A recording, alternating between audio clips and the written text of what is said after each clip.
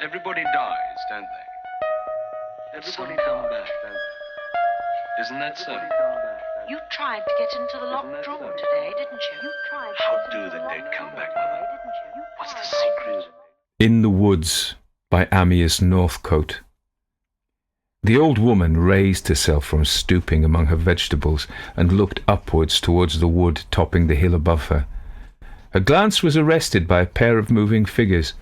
Shading her eyes with her hand against the westering sun, the old woman gazed more attentively at them, and distinguished, outlined against the blackness of the fir trees, the figures of a young girl and a large dog.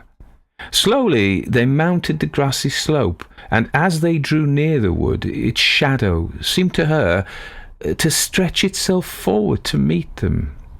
They passed on and vanished in its recesses. The old woman bent again to her task. The girl was tired and unhappy. She was tired with that tiredness that at 17 seems hopeless and unending. It is a tiredness of mind, an ill far worse than any physical fatigue. She was unhappy with an unhappiness that, being in a sense causeless, is all the more unbearable. She felt herself to be neglected, to be misunderstood. Not, be it remarked, that she was neglected in the sense in which we apply it to those in poverty and distress. On the contrary, she was doubtless, and she herself knew it, an object of envy to many. She lacked for no bodily comfort. She owned to no neglect of mind. Governesses had implanted that which we call knowledge in her. Affectionate parents had lavished their love and care upon her. She had been watched, guided, advised, taught with all possible care. She knew all this, and she knew that if she expressed a reasonable wish for any concrete thing, she would promptly possess it. But yet she felt herself neglected. A lonely child, without brother or sister, and lacking the power or the will to find close friends among the other girls of her neighbourhood, she had been compelled to rely on her parents and their friends. In childhood she had been happy, but now, with the passing of the years, she felt, dimly and indistinctly perhaps, that she was isolated and alone. She moved onwards into the recesses of the wood, the great St. Bernard beside her, treading with familiar steps the well-known track, letting her eyes rest on the stately beauty of the trees, and her tired thoughts draw repose from their profound calm. Her way led gradually upwards over the crest of a ridge covered with the dark grandeur of Scotch firs. In a few moments after entering the wood, the trees, closing their ranks behind her, blotted out every glimpse of the valley whence she had come. In front and on each side of her they rose, towering, straight and tall, with clean stems, upwards to where their dark green foliage branched out and almost hid the sky. Here and there rare gaps appeared, and in these open spaces the bracken leapt up to gaze upon the sun, and waved its green fronds in the gentle breeze. Her footsteps fell, noiseless, on the smooth, dry pine needles as she hurried on, drinking in the first feelings of rest, the rest and peace of the great woods. Presently the trees began to thin in front of her. The gaps among them became more frequent and larger, and soon, passing out of the fir wood, she gazed down onto a happy valley between two ridges.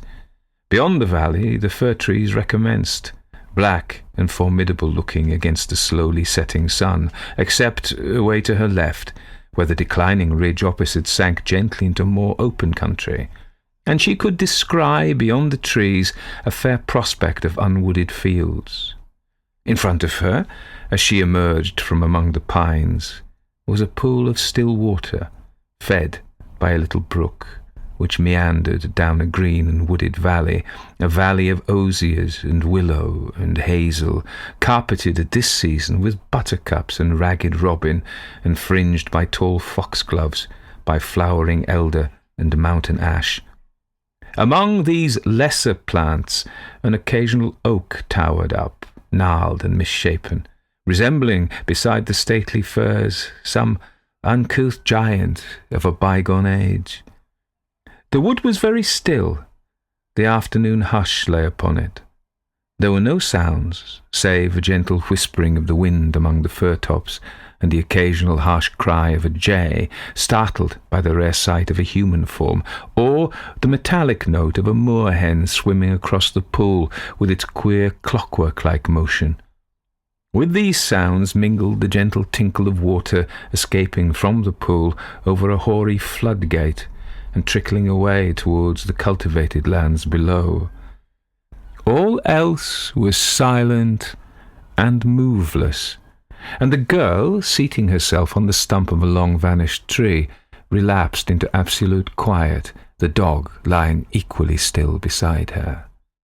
Gradually, the last gift of Pandora reasserted itself.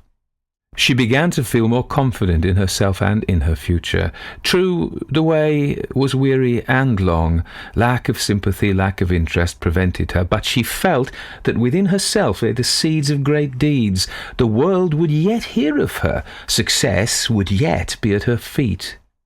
Formless were the dreams, uncertain even in which direction they would be realized, but chief among them was her dream of music, her beloved music. The paths to many an ambition are closed to women. This she bitterly realized, but at any rate music lies open to them. The visions became more clearly defined. The tinkling water, the rustling pines resolved themselves into stirring rhythms and interlacing harmonies. In her excitement she moved slightly. The great dog, opening his eyes, glanced up and licked the hand of his companion. This recalled her to herself.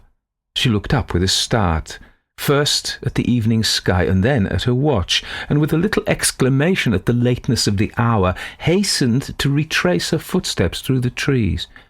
Presently she emerged again on the open hillside and hurried downwards. The trees, bending to the rising wind, seemed to reach out long arms after her. The woods enthralled her. Her days were spent more and more dreaming in their recesses. She was much alone. Her father, a busy man, breakfasted and was gone till evening, before she came down of a morning, an early tradition of delicate health having made her a late riser. In the evening, on his return, he was usually tired, kind, but tired. Her mother, long an invalid, was away from home on an interminable cure, and in her absence even the rare visits of dull country neighbours ceased, and so she lived, surrounded by comforts, a forgotten girl. She grew more and more abstracted and dreamy. She neglected her duties, even her personal appearance suffered. The servants, who had long regarded her as eccentric, began to grow anxious, even a little alarmed. She became irregular in all her habits. She would stray away into the woods for hours, careless of time. In her rambles, she became familiar with every corner of the woods. She was a familiar figure to the watchful gamekeeper and to the old woodman at his work. With these she was on a friendly footing. Once convinced that the great St. Bernard harboured no evil intentions as regards his pheasants, the keeper was civil enough, and after a word or two of salutation, used to stand and watch the lithe, lonely, brown-clad figure slipping away from him among the brown tree trunks with a queer mixture of sympathy and bewilderment. But with the old woodman the young girl made closer friends. She loved to watch him at his solitary toil, and to note in his lined face the look of one who has lived his life in solitude among the beauties of the woods, and who has become cognizant of their glories and of part of their mysteries. She would speak to the old man but little. She spoke to few and rarely in those days, but her watch of him was sympathetic, and she seemed to be trying to draw from him something of that woodland mystery in which he was steeped. And alone in the woods she grew ever closer to them. The trees began to be for her more than mere living trees. They began to become personalities. At first only certain of them were endowed with personality, but gradually she became aware that each tree was a living and sentient being. She loved them all. Even the distorted oak trees were her friends. Lying prone in her favourite corner overhanging the pool, the forest became more and more alive, and the firs waving and rustling in the wind were souls lifting up their voices to God. She imagined them each with a living, separate soul, and mourned for a fallen giant as if it were a friend. Ever more and more rapt she became, more and more silent and unresponsive to her fellow men. At times her father would gaze earnestly at the silent girl, clad in her simple white frock, seated opposite him, but he could discern nothing to disturb him. Her mother wrote, and the girl answered, letters of affection, but covering up within herself all the deep mysteries and yearnings of her heart. The woods enthralled her. In them, as she paced to and fro, or rested on the stem of some fallen tree, listening to the rustling of the branches around, she became conscious that they were ringing with melody. She felt that here, and here alone among the trees, she could produce that divine music which her soul held expressionless within her. Vainly she would strive in her music room to reach even the lowest terrace of that musical palace whose grandest halls were freely open to her among the solitudes of the woods. Little by little did she become absorbed into them. She dared not as yet visit them at night on account of the certain annoyance of her father, but by day she almost lived in them, and her belief in the souls of the trees grew stronger and ever stronger.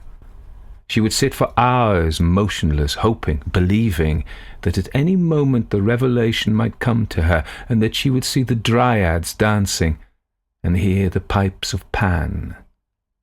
But there was nothing. Another day of disappointment, she would cry. The summer passed on, one of those rare summers which only too seldom visit our English land, but which, when they do appear, by their wonderful beauty and delight, serve to make us thankful to be alive, if only to enjoy the joys of nature. On one of these glorious days, the girl had wandered out, as usual, into the woods. It was afternoon, the sky was cloudless, the wind was almost still, but at times a gentle breath from the west made a soft rustling amongst the pine branches far overhead. As the girl moved on, she gazed around her on the well-known trees. All was as usual. Nature spread her beauties before her, glorious, mysterious, veiled from the ken of the human soul. The girl stopped. "Is there nothing," she cried, "nothing behind this? Is nature all a painted show? Oh, I have so longed for nature, to find the peace and pierce the mystery of the woods, and nothing comes in answer to my soul's call." She moved on again, passionate, eager, yearning, with all the yearning of youth and growth for the new, so wonderful. Presently she reached her seat above the pool, and sitting down buried her face in her hands. Her shoulders heaved, her feet beat the ground in hasty emotion, her soul cried out in longing. Suddenly she ceased to move. For a moment longer she sat in her old attitude. Then, lifting her face, she gazed around her. Something had happened. Something in those few moments.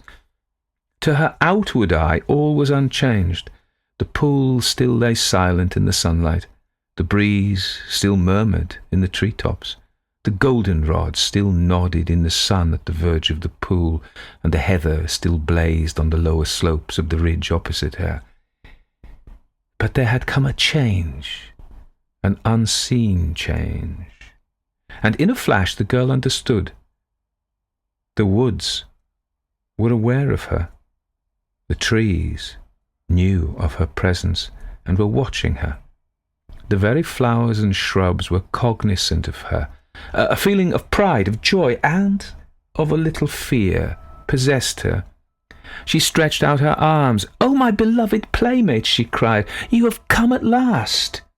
She listened, and the gentle breeze among the pine trees seemed to change, and she could hear its voices, nay, the very sentences of those voices, calling to each other in a language still strange to her ears, but which she felt she knew she would soon understand. She knew she was being watched, discussed, appraised, and a faint sense of disappointment stole over her. Where was the love and the beauty of nature? These woods, were they friendly or hostile? Surely such beauty could mean nothing but love. She began to grow fearful. What was going to happen next? She knew something great was coming, something awe-inspiring, something, perchance, terrible. Already she began to feel invisible, inaudible beings closing in upon her. Already she began to know that slowly her strength, her will, were being drawn out of her. And for what end? Terror began to possess itself of her, when suddenly, on the farther side of the pool, she saw the old woodman, slowly plodding on his homeward way.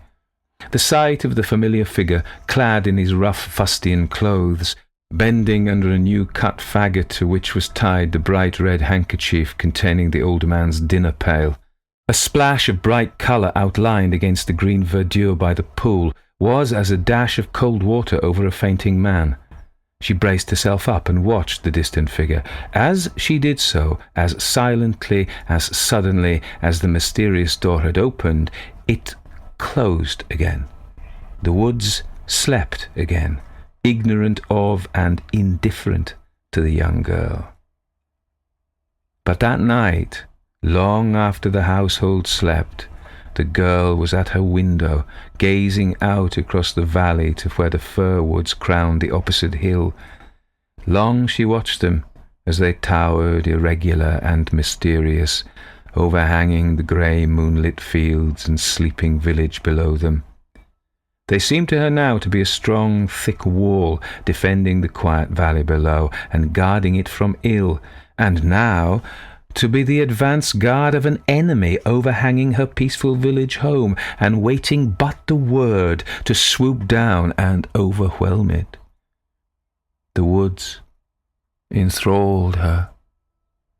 She felt herself on the point of penetrating their mystery. A glimpse had been given her, and now she hesitated and doubted, torn between many emotions.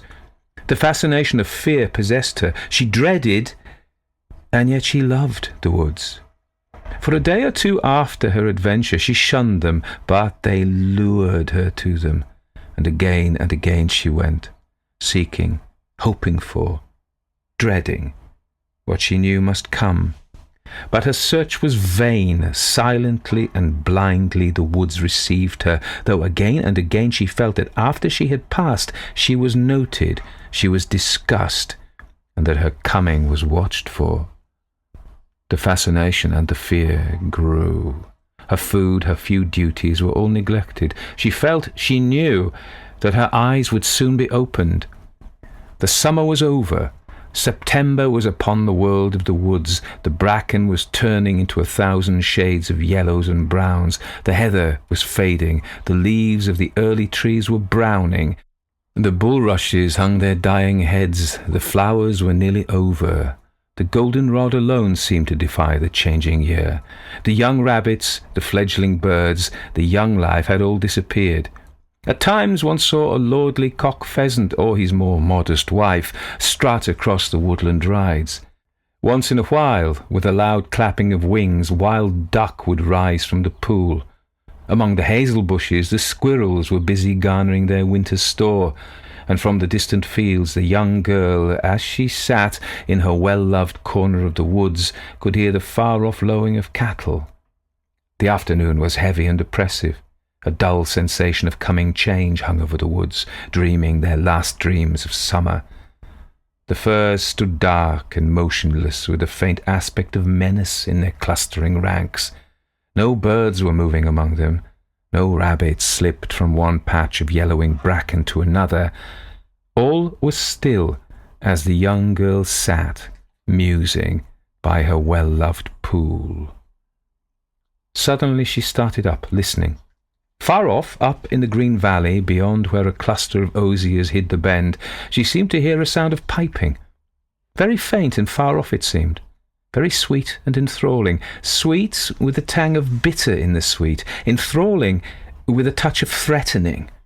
As she stood listening eagerly, and with the air of one who hears what he has hoped and longed and dreaded to hear, that same well-remembered, sudden, subtle change passed over the woods.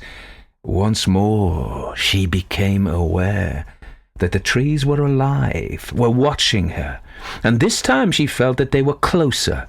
Their presences were more akin to her than before. And it seemed to her as if everywhere figures, light, slender, brown-clad figures, were passing to and fro, coming from, fading into the brown trunks of the trees. She could not discern these figures clearly. As she turned to watch, they faded out, but sidelong they seemed to flock and whirl in a giddy dance. Ever the sound of the piping drew nearer, bringing with it strange thoughts, overpowering sensations. Sensations of growth, of life, thoughts of the earth, vague desires, unholy thoughts, sweet but deadly. As the sounds of the piping drew nearer, the vague, elusive figures danced more nimbly. They seemed to rush towards the girl, to surround her from behind, from each side, never in front, never showing clearly, always shifting, always fading. The girl felt herself changing. Wild impulses to leap into the air, to cry aloud, to sing a new strange song, to join in the wild woodland dance possessed her. Joy filled her heart, and yet, mingling with the joy, came fear. Fear, at first low-lying, bidden, but gradually gaining, a fear, a natural fear, of the secret mysteries unfolding before her. And still the piping drew nearer. It was coming. It was coming. It was coming down the quiet valley, through the oak trees that seemed to spring to attention to greet it, as soldiers salute the coming of their king. The piping rose louder and more clear. Beautiful it was, and entrancing, but evil and menacing. The girl knew, deep in her consciousness she knew, that when it appeared, evil and beauty would come conjoined in it. Her terror and her sense of helplessness grew. It was very near now. The dancing, elusive forms were drawing closer around her. The fir woods behind her were closing against her escape. She was like a bird charmed by a serpent. Her feet refused to fly, her conscious will to act, and the terror drew ever nearer. Despairingly she looked around her, despairingly uttered a cry of helpless agony. The great St. Bernard, lying at her feet, disturbed by her cry, raised himself to his haunches and looked up into her face. The movement of the dog recalled him to her thoughts. She looked down at him, into the wise old eyes that gazed up at her with love and with the calm look of the aged, the experienced, of one from whom all the illusions of life had faded. In the peaceful, sane, loving look of the dog, the girl saw safety, escape. "Oh, Bran, save me, she cried, and clung to the old dog's neck. Slowly he arose, stretched himself, and with the girl holding fast to his collar, turned towards the homeward path. As they moved forwards together, the whirling forms seemed to fade and to recede. The menacing clustered firs fell back. The piping changed, and harsh and discordant resolved itself into the whistle of the rising wind. The very sky seemed to grow lighter, the air less heavy.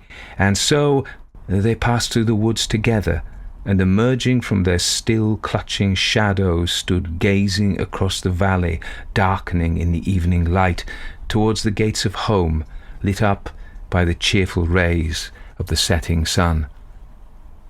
The old woman, resting her aching back, looked up and saw the girl descending from the woods with quick, light steps. "I wish I were as young and carefree as she muttered, and stooped again among her vegetables.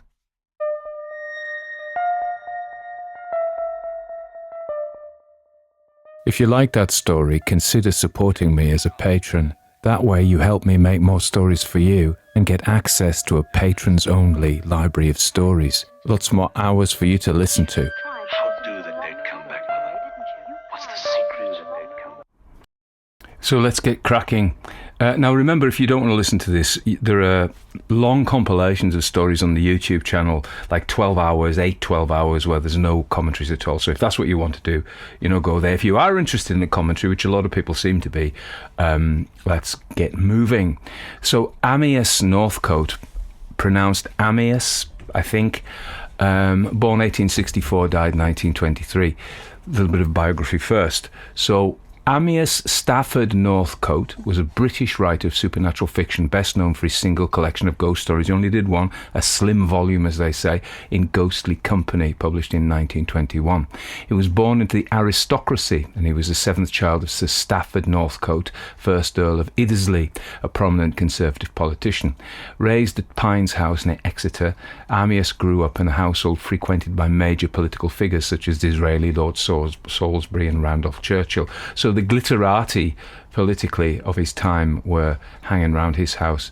His father was a devotee of the theatre and literature and had a special fondness for ghost stories and tales for the Arabian Nights, which he would recount to his children. So early influences like this, you can imagine, might fertilise the mind of young Amyas.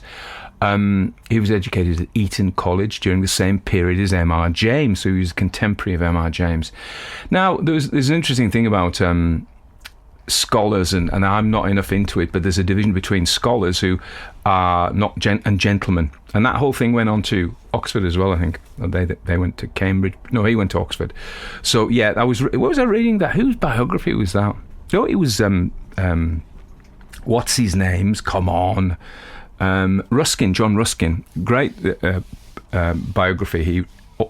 Autobiography he wrote, and he talks about how he went up, and his family was relatively well heeled, but his father was in trade. This is Ruskin, and so he was a scholar, he wasn't a gentleman, and there was a big division between the two. This was at Oxford, so there would have been a division in class between M.R. James and Amyas Northcote, even though they were there at the same time.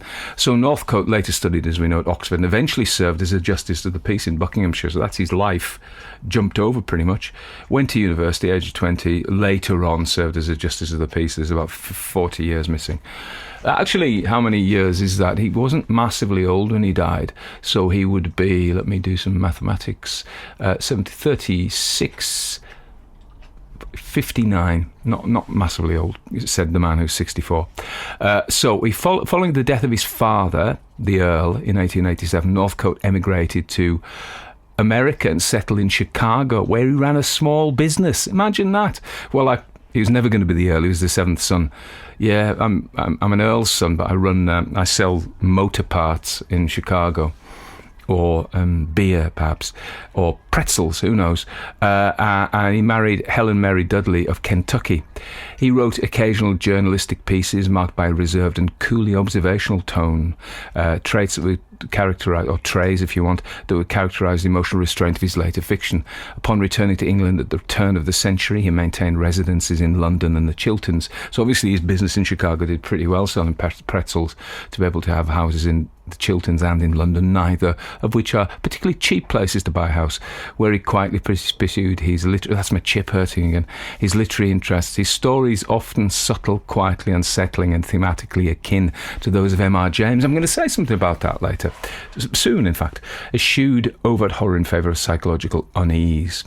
His most famous story is Brick at Bottom, which we've done. Now what I would say, and I'm going to say this, is I read this story, I wasn't getting... You know when people taste wine or even coffee and they go, I'm getting blackberries, geraniums, a slight tinge of musk. And you're like, yeah, well, when I do the same with stories. And I'm like, I'm getting a bouquet of M.R. James crossed with E.F. Benson, crossed with Eleanor Scott, let's say. But so let's talk about this story, published in 1921 in his one and only collection, In the Woods. He's got another story in that collection called something like The House in the Woods, or Staying in the Woods Overnight. So he's obviously keen on woods. So it was published by Bodley Head in 1921, released just before Christmas. Smart marketing ploy. A traditional series for ghost stories in England. So it says it exemplifies his restrained, psychologically suggestive side. When I'm doing my notes, I kind of look at it and I look at what other people have said, and I actually talk to ChatGPT as well, and I do all sorts of, and I say, what do you think, and to me this is a mystical story. It's not, there is a tinge of horror, because horror doesn't just include ghosts. It doesn't include chainsaw killers either. It can be And so I'm going to come to the first hint. I'm getting Algernon Blackwood. Yeah, that mystical stuff that he writes about. Think of Descent into Egypt, but primarily in this case, The Man Whom the Trees Loved, which was published in 1912. You go and listen to the story, I've done it, but that's also about a man who's obsessed by the woods, and the woods are sentient. He feels the woods. The woods don't ever actually talk to him and go, hey, whatever your name is, I just want to chat with you. They don't, but he feels them, and they're not wholly loving either. So I was getting definitely a big whiff of that story, The Man Whom the Trees Loved. I think it's, Blackwood was very interested in mystical stuff. He was an occultist. He was, a philosopher, an amateur philosopher. So I was getting a whiff of Algernon Blackwood, The Man Whom the Trees Loved. Let's keep sniffing. And I'm getting Arthur Machen, The Hill of Dreams, published 1907. Arthur Machen, Hill of Dreams, great novella. And this, so if in a sense The Man Whom the Trees Loved has this sentient and not wholly friendly, actually quite alien but mystical forest that wants to consume you, that's that. But when we go to Arthur Machen's The Hill of Dreams, we have this man in rural Wales, and the protagonist, Lucian Taylor, is this isolated, introspective and prone to aesthetic rapture guy, and he's a poet, and she's a musician, and so both these protagonists are seeking transcendence through nature. So I think this is a hint to what the story's about, really. We'll come back to other opinions exist, but you know me, I'm a bit mystically inclined, and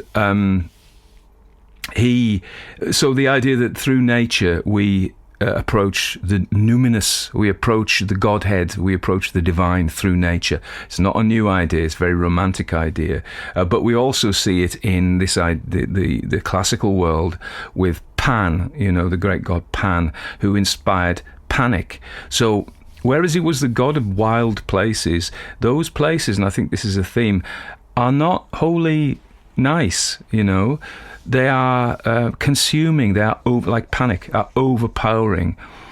And I think we get this potential disintegration of the personality. In The Hill of Dreams, it goes full throttle. No spoilers.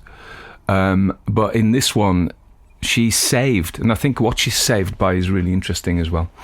And we'll come back to that. So I've got my Algernon Blackwood, Arthur Machen, Kenneth Grahame, The Piper at the Gates of Dawn, published 1908.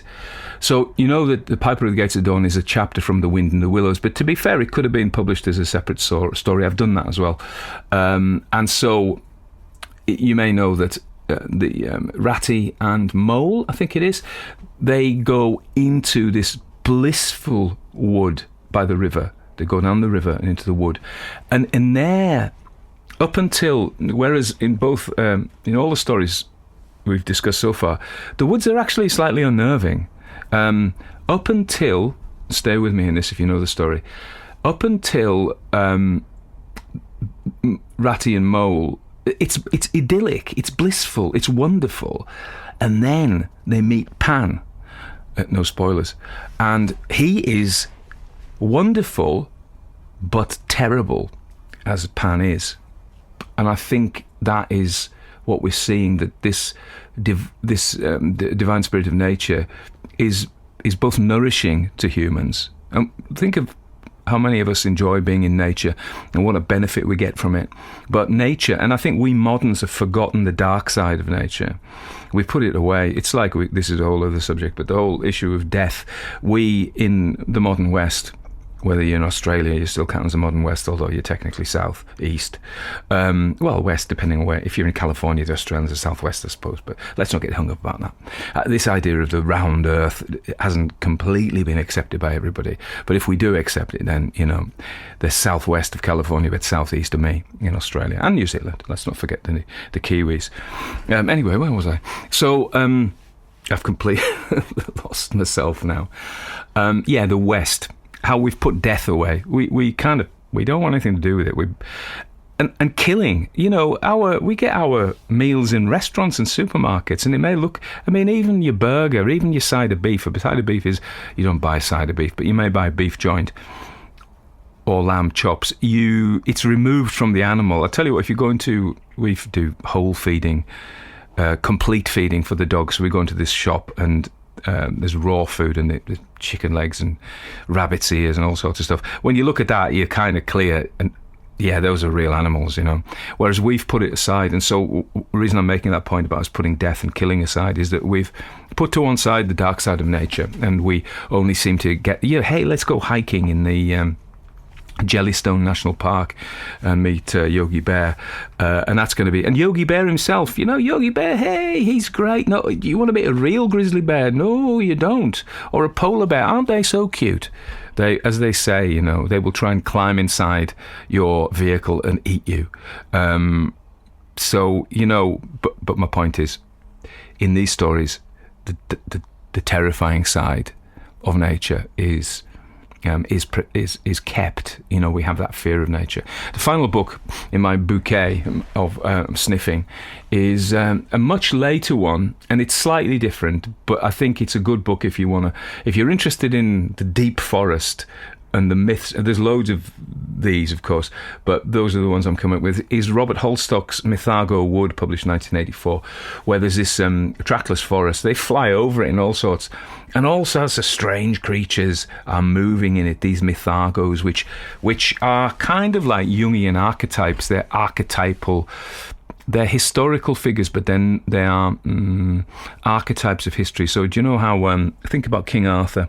King Arthur may have been a real warrior, but over the centuries he becomes a mythological figure, and he accretes all sorts of stories and wonder working to himself. And this happened to the stories of the saints as well. It used to make me smile about the Celtic saints. How was it St Ninian or St Mungo? St Mungo gets a fish to save the Queen of Glasgow, gets a ring from a fish's gullet to save the Queen of Glasgow from being caught in her adultery. One of them might be Ninian. Brings fresh blackberries to the king at Christmas, like it couldn't be done. Then, is it St Perrin? Goes over to Brittany from Cornwall in a cockle shell.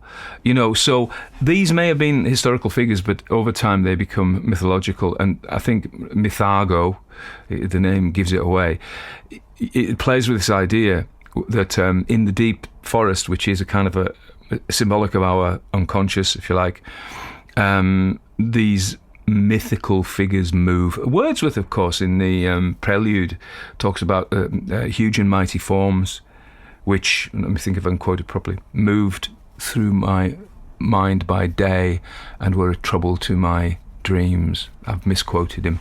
But there are these huge and mighty forms in nature. This is what Wordsworth is talking about, which are disturbing as well as compelling. Mythago Wood. So that's all of that. Let's say something, just if I haven't said enough, about the danger of nature. So before the 18th century, we have Romanticism. Of Wordsworth was a culprit, but we have, Goethe, Wordsworth, Friedrich. Then we have Rousseau and people like that who say, hey, nature's really cool. And then Thoreau and Walden and all of the American side of things. He blustered, forgetting some of the names. And so before that time, and if you read the fairy stories, pre-romantic fairy stories, the woods are bad. They're full of wolves, witches, brigands, evil spirits. And you have the orderly, cultivated garden and the village, and then you have the things that lurk in the wild, which are frightening. So you think about our ancestors, wherever you're from, is true for all our human ancestors. The wilds are dangerous, and so the human instinct throughout history has been to conquer them, to tame them, and that's what we were doing up until the 18th century in the West.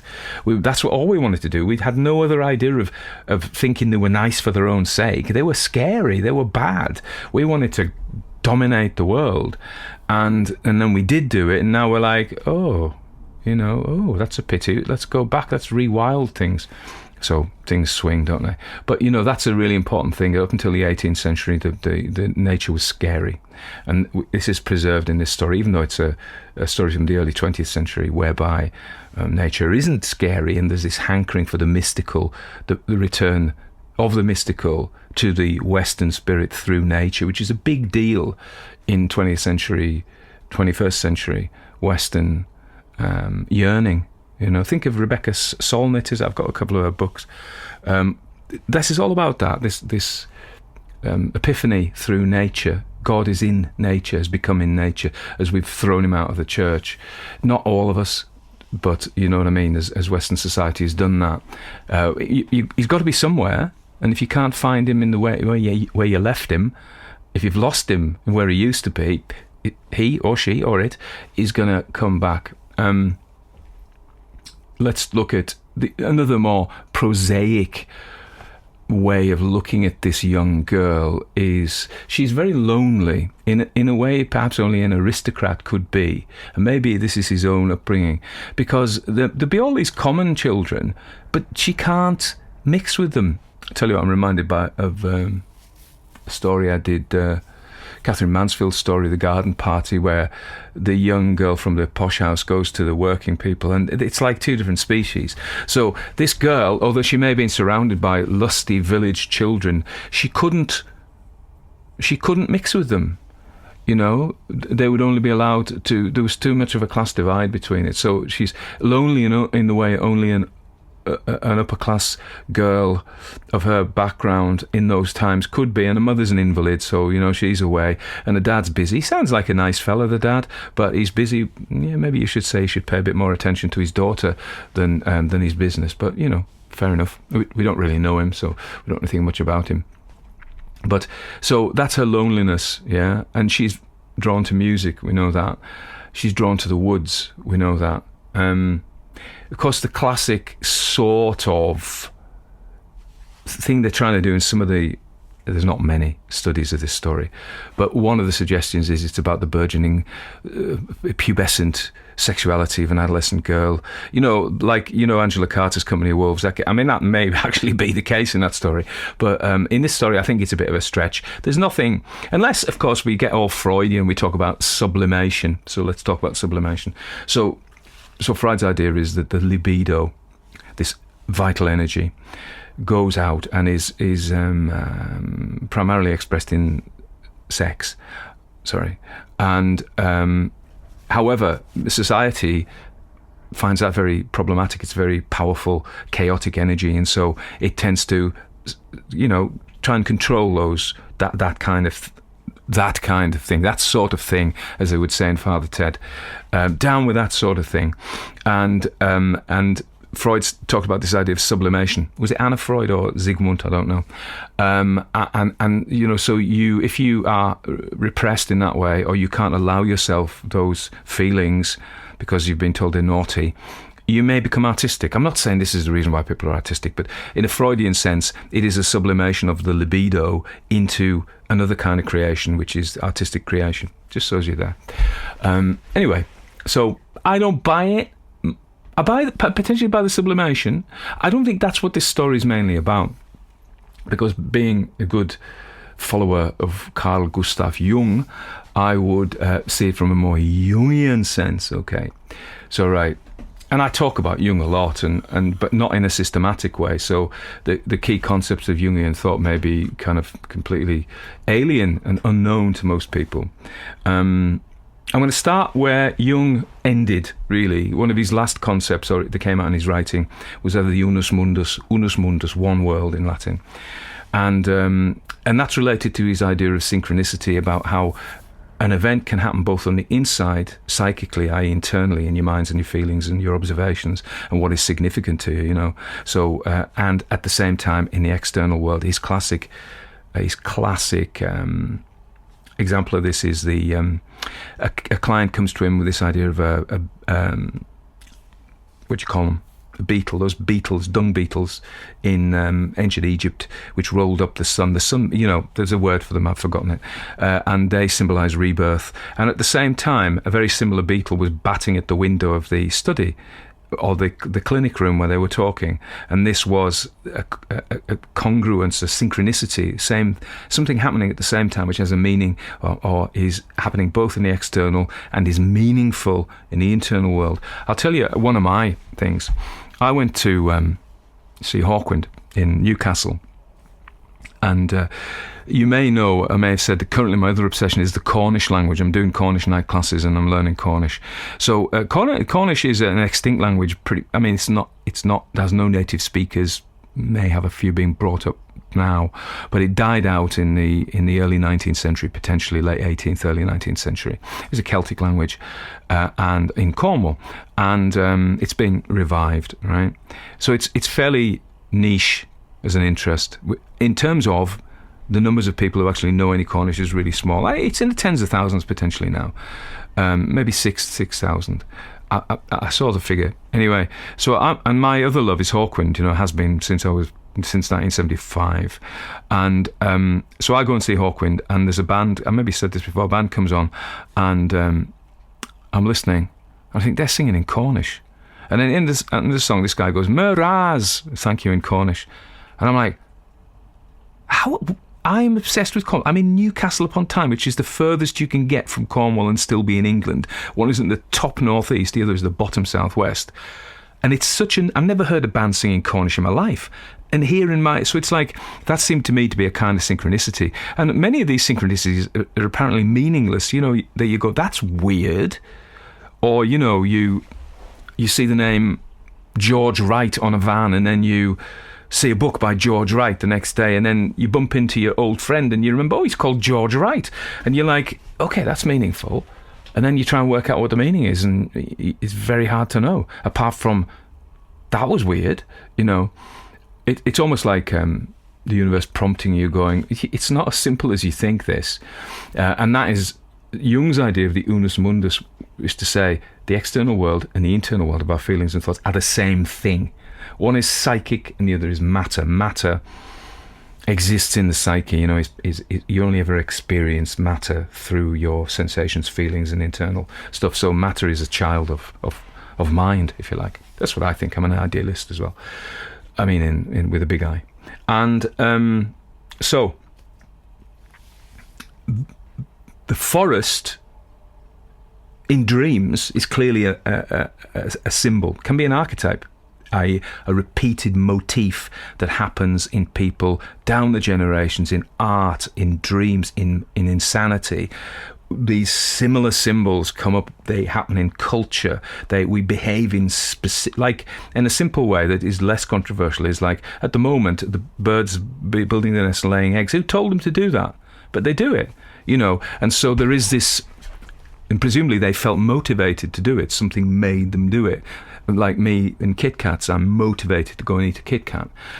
Something makes me eat a Kit Kat. I don't know what it is. I don't want to eat the Kit Kat, but it makes me do it. And so clearly there's an internal and an external, it is synchronous. It's happening at the same time, not strictly a synchronicity. But so if she dreamt of a forest, that would clearly, we go, oh yes, that's an image of herself, her psyche. But the real forest can also be that. And I know this is a story, and she's not a real girl, and she didn't go in a real forest. But there are real forests, and they can be symbolic of the unconscious. What do I mean by I mean the self. Jungian terms, the self. So the self is the totality of everything that is. It is God. We are in it. It is in us. It is not an object as such.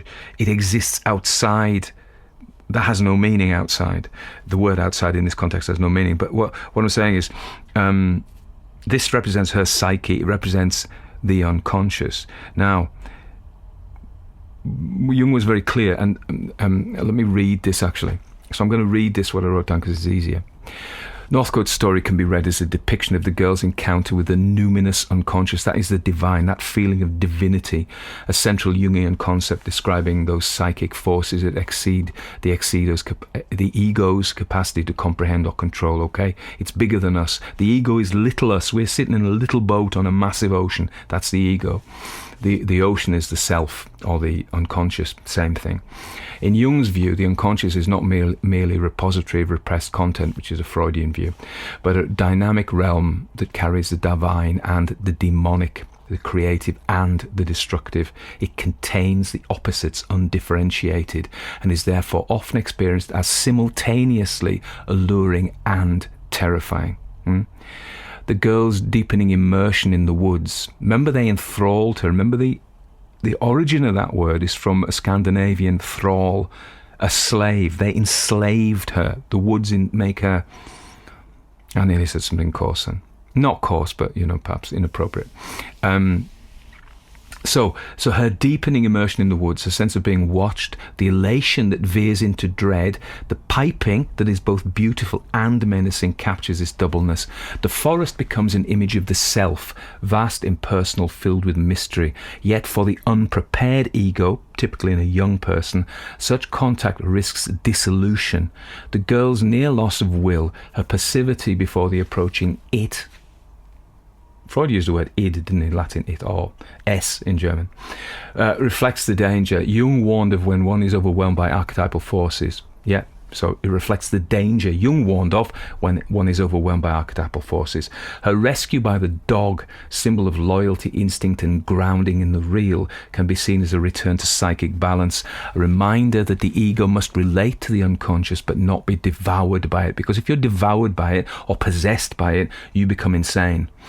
The girl's enchantment with the forest may also be interpreted through a Jungian lens, particularly in relation to the archetype of the puer aeternus, although she's a puella, she's a girl, the eternal boy, the boy who never grows up, the eternal youth who yearns for transcendence but risks losing contact with reality. So the two classic stories of this, the archetype of the puer aeternus, the eternal boy, puer aeternus, is that story, The Little Prince, where he flies in his aeroplane, and also Icarus, who flies too high and is dissolved by flying too high and getting too close to the burning sun, and that is the danger that Jung warned of. If you're not prepared and respect the danger of the unconscious, it is the dragon that guards the hoard.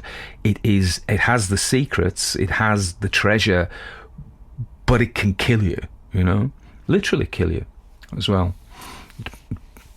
based on the behaviour it might provoke.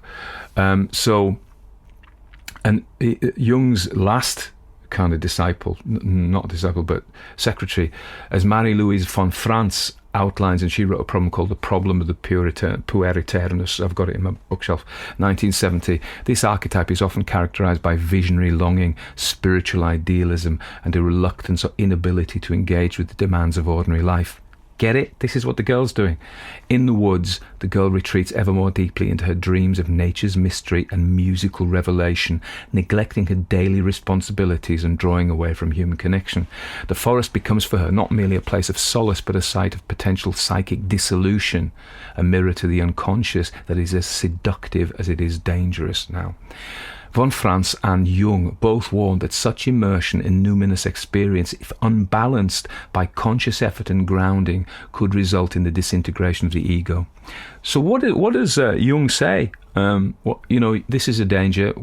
As a doctor, what is his prescription? Well, he says, forget analysis, forget mystical stuff, work, get involved in your garden, dig in the earth, chop wood, anchor yourself in the opposite, it's all about opposites, of this rarefied psychic experience by digging in the solid, thoughtless earth. It doesn't. I don't mean that in a nasty way. I mean it has no thoughts, which is a good thing.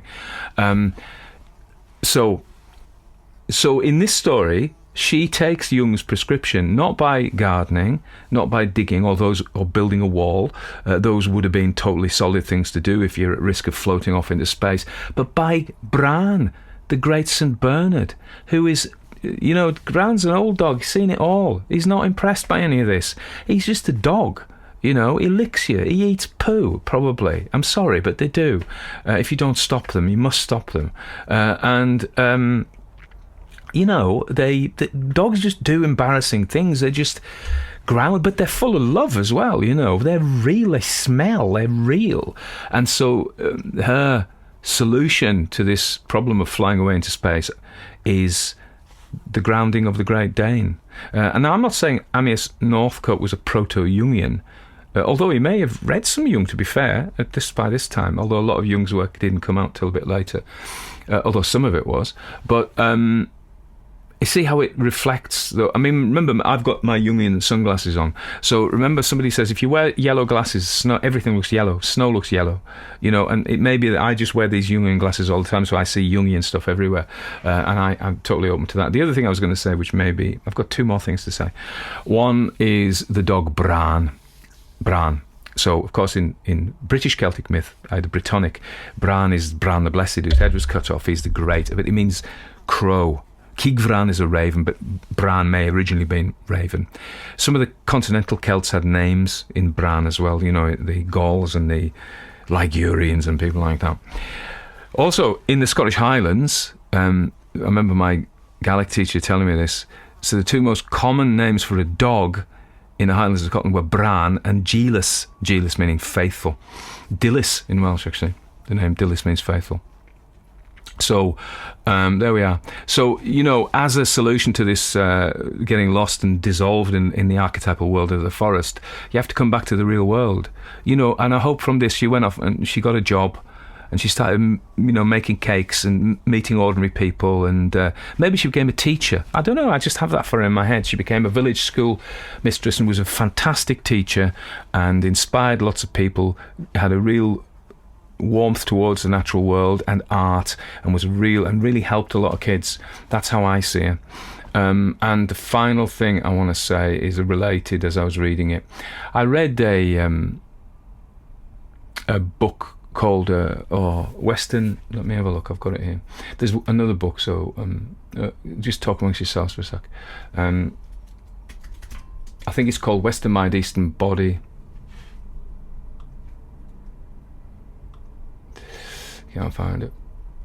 Oh, anyway, it was, and I can't remember who wrote it, and I had it a minute ago. I know why. I was looking in the wrong place. Oh. All right. No. Oh. I don't know what you're doing when I'm doing this. I should have done this before, shouldn't I? Eastern Body, Western Mind by Anadia Judith, right?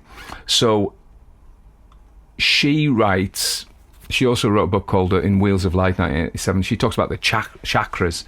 Now, I'm not going to get into the Hindu ideas of chakras, but Western kind of New Ages have taken this idea of the chakras. Sheila's always about chakras. Always. We don't get far without a talk about chakras.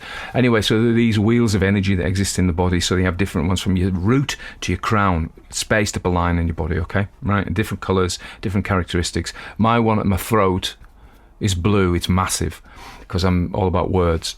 But what Anadia Judith says is many Westerners have overdeveloped higher ones. So from the ones to do with speech and thought and imagination are massively overdeveloped, and the root ones are to do with the earth, real physical things, are underdeveloped. And you need to. I'm going to tell you a slightly. I hope I don't offend people who are really into chakras. It means wheel in Sanskrit. So some years ago I went to California with my daughters, and we were by Santa Monica Pier, and there was a woman there, and I maintain a healthy skepticism to everything I say, to be honest, and she said, "Oh, hello," she said. She didn't talk like that. I said, "Hello." She said, "You're 8 months behind your path." And I'm like, I must say she was sitting at a table selling tarot card readings, so and I'm like, all right, 8 months, all right, 8 months, 8 months, yeah. She said, yeah. She says, I can see your chakras are unbalanced. And she may not have been wrong, to be fair. And she says, I can balance each chakra for $100. It might have been $200. It was quite expensive. And I'm like, I'm all right, thanks. I'm good, thank you, at using the vernacular.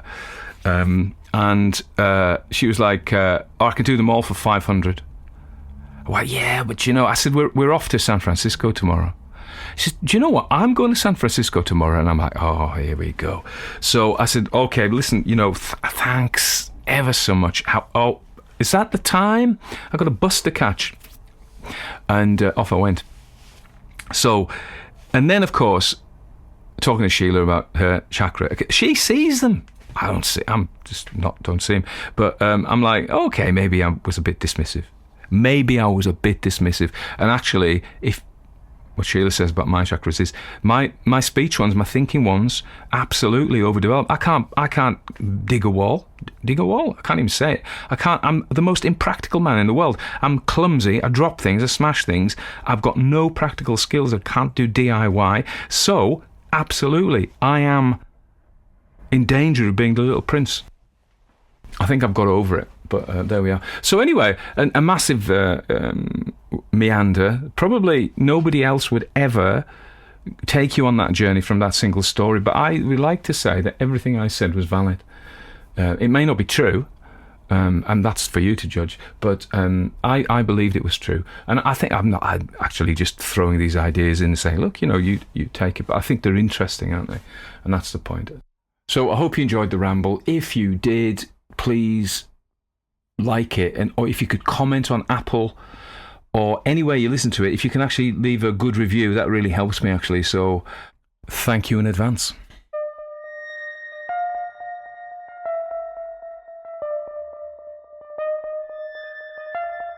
Everybody dies, don't they? Everybody come back, don't they? Isn't that so? You tried to get into the locked drawer today, didn't you?